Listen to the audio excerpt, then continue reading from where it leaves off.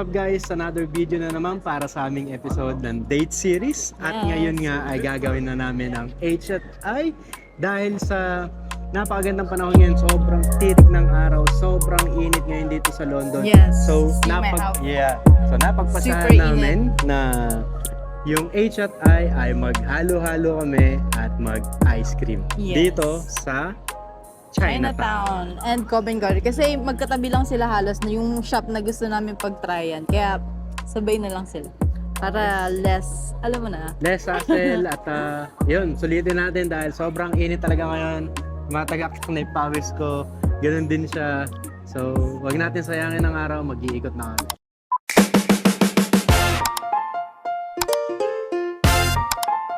Ayan o, dumikit na sa damit.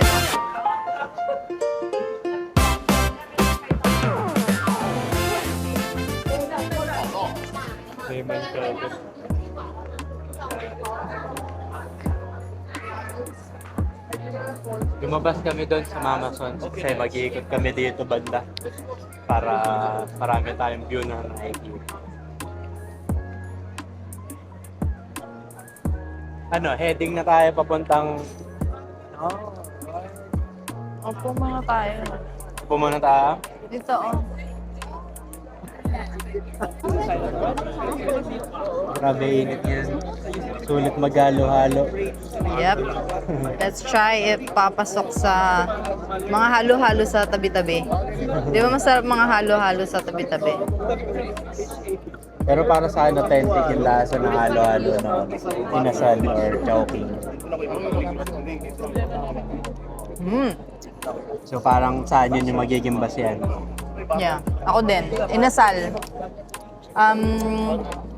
Sarap. Masarap siya. Creamy niya. Sarap, no? Too creamy. Hinintay ko yung makain ko yung mga... Ito super sarap. Ube milkshake.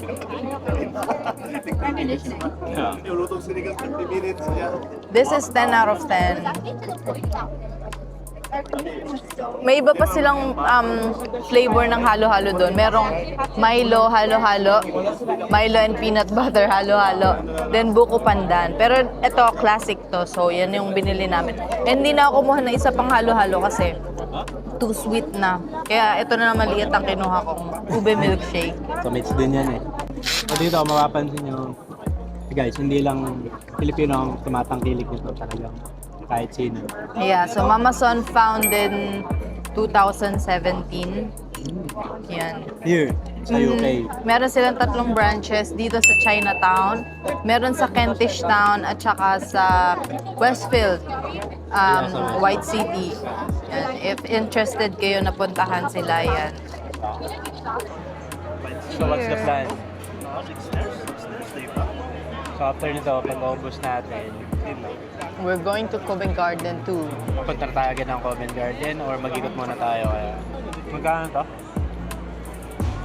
9:50. 950. Parang mahal o solid. I mean, okay na. Yeah, goods lang. Kasi medyo malaki naman siya. Yeah. Good for two. Then sa akin, sarap niya. Creamy. Ito naman, 7 pounds. Good na din.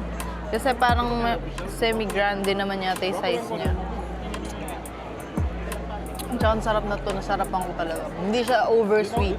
Matamis, syempre. But it's not like, yeah. May suya. Walang suya. I love it.